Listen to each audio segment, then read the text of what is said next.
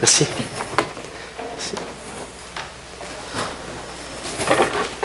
Alors, bonjour. La jeunesse a veillé tard hier. C'est pour ça au mariage, c'était un beau mariage hier. Fait que pour ceux qui sont là, je vais essayer de ne pas vous endormir ce matin. Donc, je vais avoir beaucoup d'intonation ce matin pour vous tenir réveillés. Juste avant de commencer, j'aimerais juste saluer les gens qui nous regardent par la web diffusion, sur le site Internet, par YouTube. Je dois saluer Mme Lise Bourget de Montréal, qui nous regarde à chaque semaine aussi, et aussi les gens de l'Église de Val-d'Or qui écoutent nos messages assez régulièrement, et aussi M. et Mme Boulet, qui sont là aussi régulièrement, qui nous regardent par l'Internet. Donc, vous êtes salués. Bonne année 2018. Que le Seigneur puisse nous amener cette année, en 2018, là où il le désire. Parce que nous sommes dans le projet de Dieu. Il veut nous amener là où il désire. On doit tout simplement se laisser amener là où il le désire. La dernière fois, donc comme vous voyez, ce matin, on continue notre série sur Néhémie. Et la dernière fois, on a vu ensemble que lorsque le Seigneur met un fardeau irrésistible sur notre cœur, c'est parce qu'il va nous donner les ressources pour nous rendre, pour y aller, pour le porter, ce fardeau-là, parce que c'est son fardeau à lui, c'est son projet à lui. Donc, lorsque le Seigneur nous met un fardeau sur notre cœur, c'est avant tout son projet, et on peut avancer par la foi dans son projet. On peut tout simplement, oui, y aller par la foi, parce que c'est son projet, et il va le mettre à terme, son projet. Mais entre le projet qui est sur notre cœur, que Dieu a mis sur notre cœur, que là, il est dans notre tête, et là, on met sur le papier et tout ça, entre ce projet-là, puis l'accomplissement du projet, il y a une grande marge. Il y a une grande marge qui est là. Il arrive toujours un moment ou l'autre, dans le projet que Dieu met sur notre cœur, un moment où il y a un pas, une mise en action, une mise en application qui se fait. S'il n'y a pas une mise en action concrète qui se fait, bien, il n'y a rien qui va se faire. C'est la grosse logique, hein? Mais il y a un processus qui vient, premièrement, pour qu'il y ait une mise en action, ça doit venir premièrement d'une conviction profonde que c'est le projet de Dieu, d'une foi profonde en Dieu, qui fait que c'est son projet, qu'on croit que c'est son projet et qu'on va y aller, on va réussir, on va avoir le succès parce que c'est son projet et que Dieu a toujours le succès. C'est pas trop compliqué? Ça va, les jeunes? OK. C'est bon. En 2004, avant 2004, je ne sais pas ceux qui étaient là, s'ils se souviennent, il y avait 2 célébrations le dimanche matin. 2 célébrations. C'est-à-dire que l'équipe de louange faisait la louange 2 fois. Le prédicateur prêchait 2 fois. Le président présidait 2 fois. Si tu avais à donner ton témoignage pour donner un membre, tu le faisais 2 fois. J'avais donné mon témoignage 2 fois. Je m'en souviens. Pourquoi on faisait 2 célébrations? Parce qu'il n'y avait pas cette place. Avant, le bâtiment terminait où est-ce que la marche. C'est tout ce qu'il y avait comme place. Il n'y avait pas cette place. Il fallait faire 2 célébrations. L'autre, derrière la marche, là, à partir de Serge Éclair, là, jusqu'en arrière, c'était le vide. Et un jour, le Conseil des Anciens de l'époque s'est mis en prière et ils sont venus à une conviction profonde qui devait grandir. Mais il y avait à peu près 8 à 10 000 $ dans le bas de laine. Pour un projet, selon les évaluateurs, c'était à peu près un demi-million. Mais avec 8 à 10 000 $. Dieu a donné la foi, la conviction profonde à Serge Gagné, à l'époque. Hey, on doit aller de l'avant. Et regardez en arrière. C'est construit. Dieu s'est glorifié. Mais souvent, ça part d'un homme. Souvent, Dieu donne cette conviction profonde-là, cette foi profonde-là, que c'est le projet de Dieu, à une personne ou à un groupe de personnes, et que Dieu leur donne de convaincre les autres. Et qu'est-ce qui se passe? C'est levons-nous et bâtissons. Parce que c'est le projet de Dieu. Levons-nous et bâtissons. Et Dieu continue à faire des grandes choses. La même chose par rapport à la banque alimentaire. Dieu nous avait donné une conviction profonde. Et l'équipe de la banque alimentaire, c'est levons-nous et bâtissons. On a une conviction profonde par rapport à le voyage missionnaire de la jeunesse, par rapport à Amos. Hey, cette grande ville-là qui n'a pas d'église évangélique, qui a une église maison en ce moment. Hey, je salue ceux qui nous regardent peut-être, Daniel Dupuis et son épouse, qui sont là à Amos et qui travaillent pour l'implantation d'une église éventuellement à Amos. Et l'association a vu notre désir, puis les fruits que Dieu fait au travers de la jeunesse par rapport à monter là à Amos à chaque année. Et savez-vous quoi, les jeunes? Là? Cette année, ils nous donnent 2000 $ pour y aller. C'est incroyable. Dieu pourvoit aux ressources.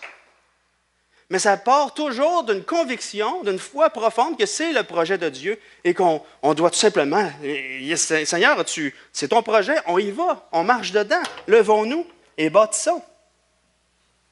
Mais il y a toujours ce processus-là, quand Dieu met sur notre cœur un projet, que c'est son projet, mais il y a un processus de mise en application du projet, et c'est ce qu'on va voir dans Néhémie 2, versets 11 à 20 aujourd'hui.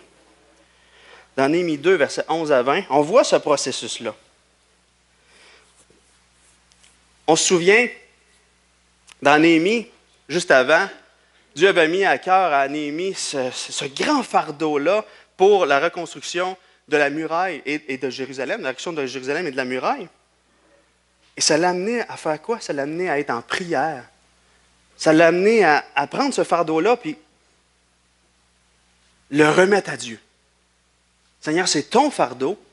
Il l'a remis à Dieu en prière, parce que la prière, dans tout projet que Dieu met sur notre route, la prière doit être constamment, la prière et la foi doivent être toujours, tout le long. Sinon, qu'est-ce qui arrive? On a tendance à prendre le fardeau sur nos épaules et finalement à se décourager. Mais non, c'est toujours le fardeau de Dieu. Et Néhémie a redonné le fardeau à Dieu et a dit, « Fais trouver grâce à ton serviteur devant le roi. » Parce que c'est le roi qui pouvait faire quelque chose. Et donc, ça nous amène à voir que constamment, lorsque Dieu met un projet, un fardeau sur nos épaules, bien, Seigneur, on te le remet. On te le remet. C'est toi qui vas le faire. Amène-nous tout simplement là. On veut y aller par la foi, mais c'est toi qui vas le faire. C'est toi qui vas se glorifier. Parce que dans tout projet, c'est Dieu qui veut se glorifier. Et ce n'est pas nous qui va être glorifiés, c'est Dieu. Donc, qu'est-ce qui est arrivé? Néhémie a pris le projet, l'a remis à Dieu. Et Dieu lui a donné le succès devant le roi. Il a trouvé grâce devant les yeux du roi.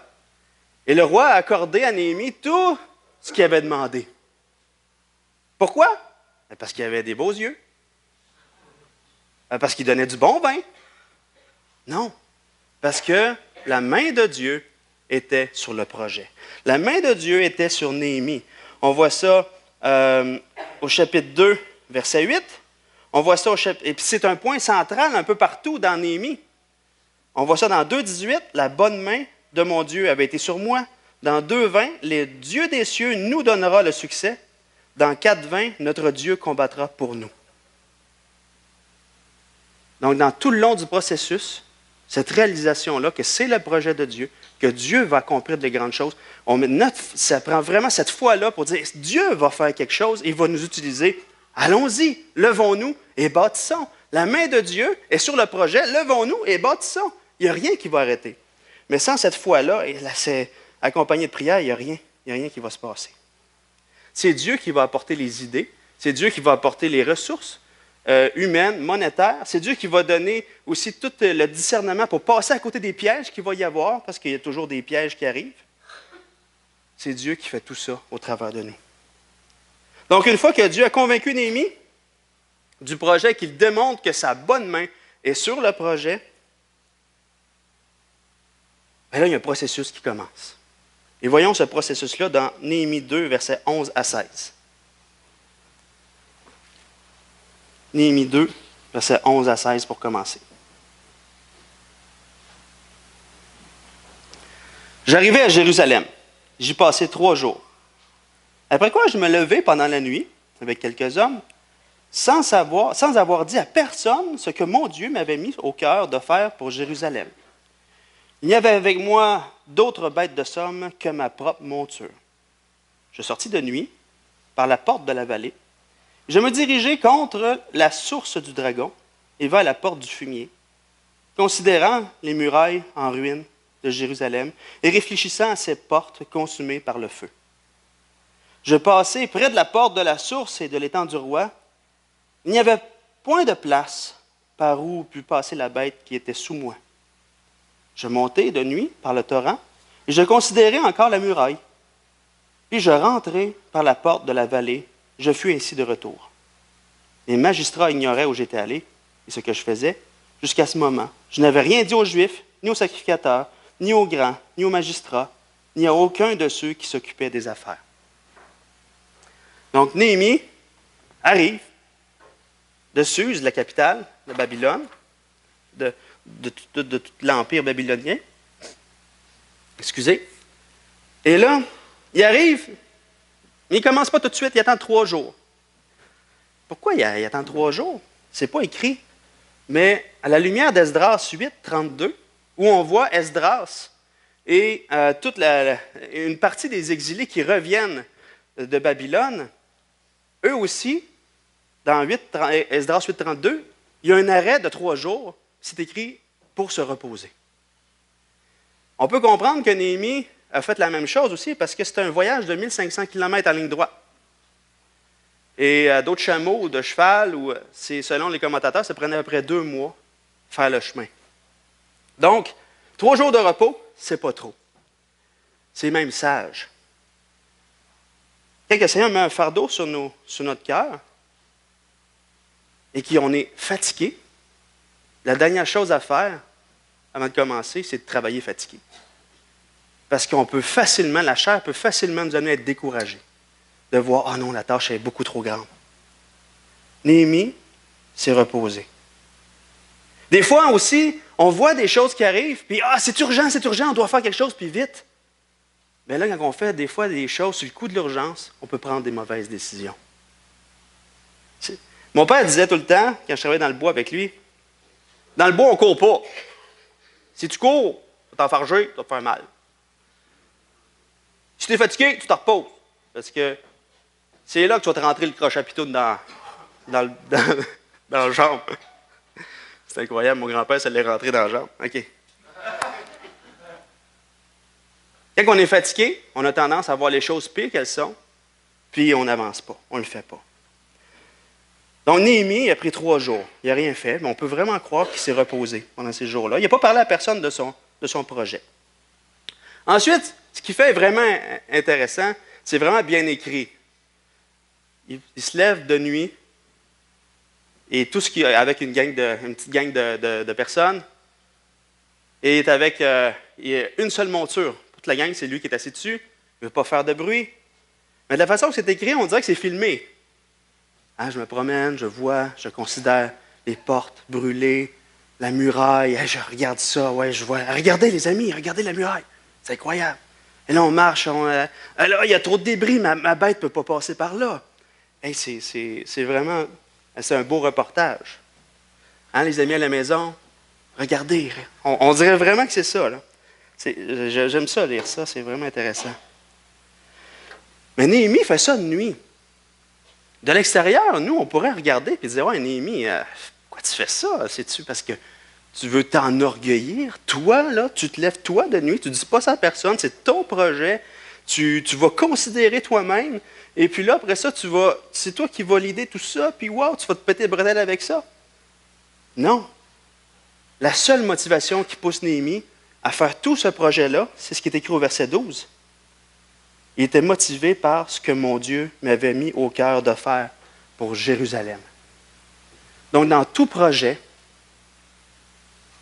toute mise en application d'un projet aussi, ça doit venir vraiment du fait que Dieu a mis à cœur. Et quand on mobilise des gens pour un projet, il ne faut pas que ça soit il ne faut vraiment pas tordre le bras ou pousser par la culpabilité. Non, chaque personne impliquée dans le projet, c'est parce qu'ils l'ont à cœur, que Dieu leur a mis à cœur. C'est super important. Et non par qu'est-ce qu'ils vont penser si je n'embarque pas? Ou non, Mais nous, dans notre bord, ceux qui ont le projet à cœur, c'est pas de jouer au Saint-Esprit puis de dire, OK, le Saint-Esprit m'a dit que tu vas faire ça. Pas même ça marche. Donc, Néhémie fait tout ça, pas à cause d'un orgueil mal placé, mais parce qu'il a vraiment à cœur le projet, puis c'est Dieu qui lui a mis à cœur. Et Néhémie ne s'est pas laissé influencer par personne. Il n'a pas parlé de son projet à personne d'autre. Il est allé pour évaluer objectivement l'état réel de la situation. Il aurait pu se faire influencer par les pessimistes. « Oh non, ça ne marchera pas. Ça ne marchera pas ton projet. Ça ne marchera pas. » Ou, au contraire, il aurait pu se faire influencer par les optimistes. J'ai dit les pessimistes? Par les optimistes qui disaient « Ah, mais j'ai un peu de poté, là, puis ça, l'affaire va être ketchup. » là, tu sais. Non, il y avait une vue vraiment objective de la situation. Donc, la première étape dans le projet, dans la mise en application d'un processus pour avancer dans un projet que Dieu nous met à cœur, c'est vraiment l'évaluation. Regarde, qu'est-ce qui se passe? Et la deuxième étape, c'est quoi? On va voir Néhémie identifier clairement le problème et apporter une solution. On va le voir vraiment identifier le problème, au verset 17.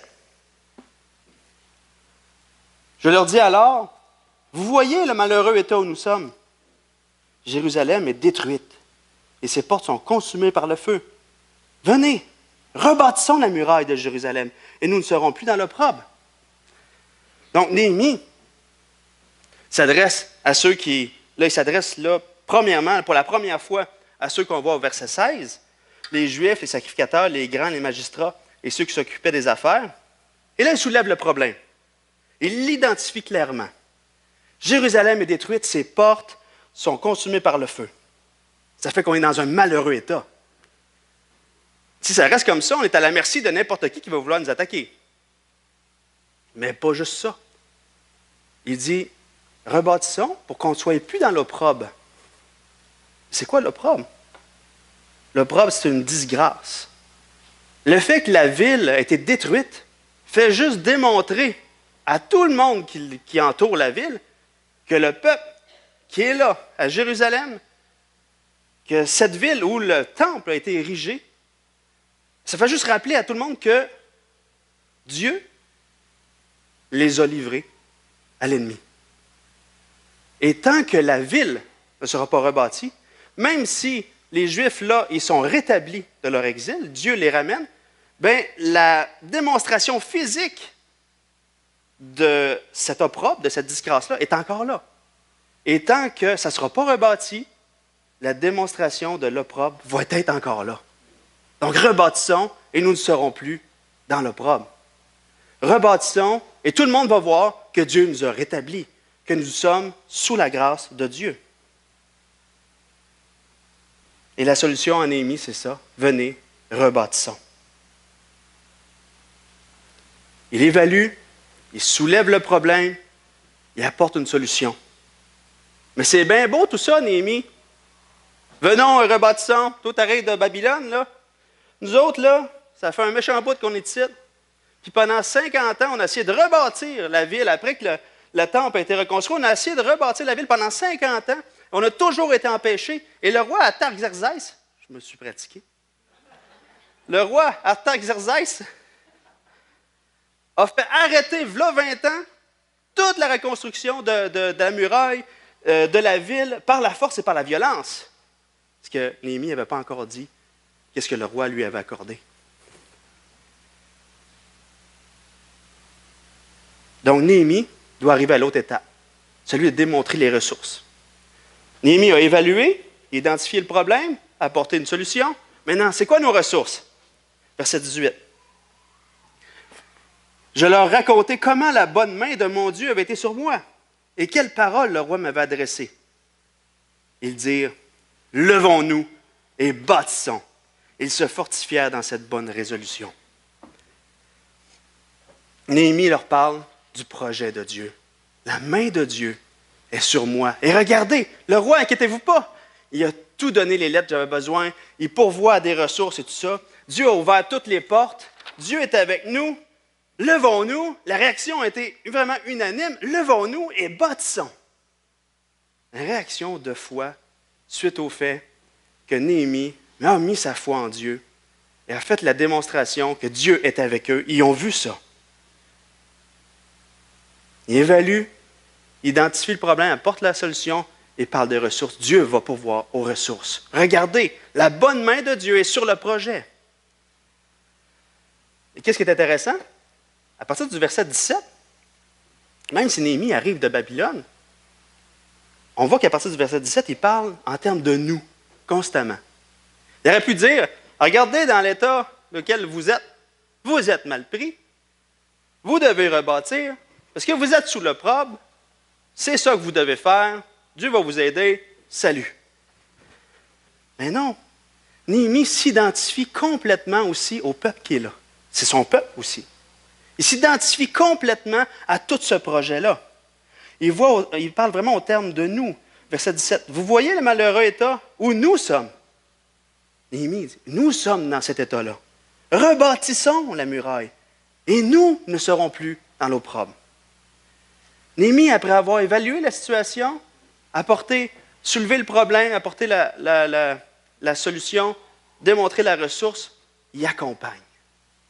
Il est là, puis il accompagne. Il s'identifie tellement au peuple qui est là, même devant le peuple, et leur porte-parole devant ceux qui veulent attaquer Israël. On voit ça au verset 19 et 20. Sanballat, le Horonite, Tobija, le serviteur ammonite, et Geshem, l'arabe, en ayant été informés, se moquèrent de nous et nous méprisèrent. Ils dirent, que faites-vous là? Vous révoltez-vous contre le roi? Et je leur fis cette réponse. Le Dieu des cieux nous donnera le succès. Nous, ses serviteurs, nous lèverons et nous bâtirons. Mais vous n'avez ni part, ni droit, ni souvenir dans Jérusalem. Quelle réponse remplie de foi. Et il y a 5 nous dans cette phrase-là. Nous, ses serviteurs, nous lèverons et nous bâtirons. Non, t'as peu. Nous, serviteurs, nous. Il y a juste 4. Non, le Dieu des cieux nous donnera le succès. Il me manquait le premier. 5 nous, ensemble, qui glorifient Dieu. Une déclaration de foi remplie d'assurance. Vous allez voir, le Dieu des cieux est avec nous. On va bâtir, il va nous donner le succès. Rempli de foi. Un processus vraiment simple au travail de la parole. Dieu donne le fardeau irrésistible, la foi nécessaire à Néhémie. Néhémie remet ça à Dieu. Dieu lui donne le succès, lui démontre, « Hey, ma main est sur toi, vas-y. » Et là, on sera sur place, on évalue, on regarde le problème, la solution, les ressources. Et souvent, on n'a pas les ressources.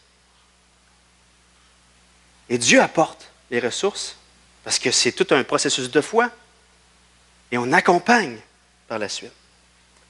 Et ce processus-là, on peut vraiment le faire dans tout ce qu'on entreprend, qui est vraiment le fruit d'une conviction, le fruit d'un fardeau que Dieu met sur nos épaules. Ça peut être des gros projets comme des petits projets. Par exemple, cette semaine, je regardais les lettres de nouvelles qui passaient et je vois que le Club des explorateurs, c'était écrit, on va faire 2 classes. Pourquoi? Parce qu'il y a trop d'enfants dans la même classe. Okay? Donc, ils ont fait une évaluation. Le problème, trop d'enfants. Solution, c'est quoi? On va faire 2 classes. La première classe, je pense que les maternelles à la 2e année, ça va s'appeler les aventuriers. Et la 3e année, la 6e année, les explorateurs. Et là, les ressources, c'est quoi? C'est écrit dans la lettre, on n'a pas les ressources. Mais on va le faire. Dieu va pouvoir. J'ai checké ça, puis la lettre était remplie de foi. Et on va accompagner les gens qui vont se joindre, on va les coacher. Et toutes les étapes du processus étaient là. Mais la foi fait partie de tout ça. Hey, gang, on doit multiplier. Parce que ce que Dieu nous demande par rapport à l'Église, c'est constamment édification, multiplication. Édification, multiplication. Et là, quand le groupe est au nombreux, il faut multiplier. Dieu va pourvoir aux ressources. Je suis convaincu de ça. Puis les gens du responsable du ministère auprès des enfants sont convaincus de ça. Je suis convaincu. Il y a une conviction. Même chose pour ton église maison. Tu es responsable d'une église maison. Elle est pleine à craquer en ce moment. Bon, le problème, on est trop. La solution, on doit multiplier. Les ressources, ça prend un apprenti sous-berger ou un prochain leader de cellule qui arrive. Seigneur, pourvois. La prière, la foi. Seigneur, on doit multiplier. Pourvois. Amène quelqu'un. Amène quelqu'un. Peut-être, ou ouvre mes yeux, peut-être qu'il est déjà dans l'église maison. Et après ça, c'est l'accompagnement. Coacher cette personne-là pour ça. Constamment. Tu es un père ou une mère de famille, puis Seigneur te met ce fardeau-là d'élever tes enfants selon Dieu. Bien, même chose, évalue. Dieu va apporter les ressources. Et vas-y, accompagne tes enfants. Tout ça, c'est tout un processus de foi. Des fois, on dit, je ne suis pas qualifié pour telle chose, mais Dieu me met à cœur. Bien, vas-y, Dieu va te donner les ressources. Remets le fardeau à Dieu par la prière et continue à prier constamment, tout le long. Et vas-y par la foi, Dieu va donner les ressources. Levons-nous et bâtissons. C'est incroyable. Mais il y a des fois que le Seigneur met un fardeau sur nos épaules et puis on est là, puis il semble que on est bien là. Il semble que dimanche après dimanche, on se rend à l'église. Puis on est bien. Il y a une résistance au changement qui est là. C'est vraiment cette idole du confort. Ça peut arriver. Et là, des fois, on a cette idole du confort-là parce qu'on croit qu'on est plus heureux maintenant que dans le projet de Dieu. Et là, c'est de confesser, Seigneur, je crois. Un mensonge. Je veux voir, je veux marcher maintenant. Donne-moi cette volonté-là, cette foi-là, pour marcher dans ton projet. Et là, il y a une repentance qui se fait. Je crois que je suis bien dans mon confort. Et Seigneur, c'est un mensonge. Je suis bien dans ton projet. OK, amène-moi là, puis je vais marcher par la foi. Donne-moi cette foi nécessaire-là. Des fois, on tombe dans la religiosité. Qu'est-ce que Dieu met sur ton cœur en 2018? Qu'est-ce que Dieu met sur ton cœur? C'est avant tout le travail de Dieu. C'est avant tout son projet à lui. Reconnais-le, remets-lui sur ses épaules à lui, par la prière, et vas-y par la foi. Vas-y par la foi. Sa main va être sur le projet. Levons-nous et bâtissons. Il y a plein de projets qui s'en viennent. Mais que ce soit le projet de Dieu. Jamais le projet des hommes, toujours le projet de Dieu. Dieu va donner la ressource constamment. Donc, si le Seigneur te met un fardeau sur le cœur, quelque chose d'irrésistible, c'est qu'il va t'accompagner. Il va te donner la ressource. Vas-y, tout simplement. Et comme les Juifs ont dit au verset 18, « Levons-nous et bâtissons. » Et ils se fortifièrent dans cette résolution. Ça peut être une belle résolution dans l'année. Seigneur, amène-nous là où toi, tu veux nous amener. Prions. Seigneur Jésus, merci pour cet exemple, Seigneur. Merci de nous avoir restaurés. On n'est plus sous l'opprobre. On n'est plus là. Tu nous as pardonnés, tu nous as sauvés. On est tes enfants. Et tu as déjà préparé des œuvres que tu mets sur notre chemin pour qu'on puisse y marcher par la foi, Seigneur. On te prie de nous amener là. Seigneur, il y a plein de projets. On te prie pour des apprentis sous-bergers dans les églises maisons. On te prie pour ces personnes-là que tu vas susciter par ta grâce pour le ministère auprès des enfants. On te prie aussi, Seigneur, pour tout ce défi qu'on a devant nous concernant toute la rénovation du bâtiment, Seigneur. On sait que tu as été présent dans le passé, tu l'es aujourd'hui, tu vas l'être demain. On se confie entièrement en toi, Seigneur. Protège-nous de tomber dans un orgueil, de tomber dans le fait de prendre nous-mêmes à charge les projets que tu nous donnes. Garde-nous de tomber dans l'autosuffisance. Seigneur, on veut marcher par la foi en toi parce que c'est toi qui pourvois. Seigneur, dirige-nous par ton esprit à chaque jour et qu'on puisse te célébrer, qu'on puisse t'adorer, qu'on puisse se remémorer tout ce que tu as fait dans le passé, qu'on puisse jaser, louer ce que tu es en train de faire aujourd'hui et qu'on puisse aussi t'adorer par la foi pour ce que tu vas faire dans le futur, Seigneur. Merci pour cette année 2018 qui commence. Et Seigneur, remplis nos cœurs de joie, de hardiesse, vraiment de cette joie-là d'être dans tes projets à toi, Seigneur. Amen.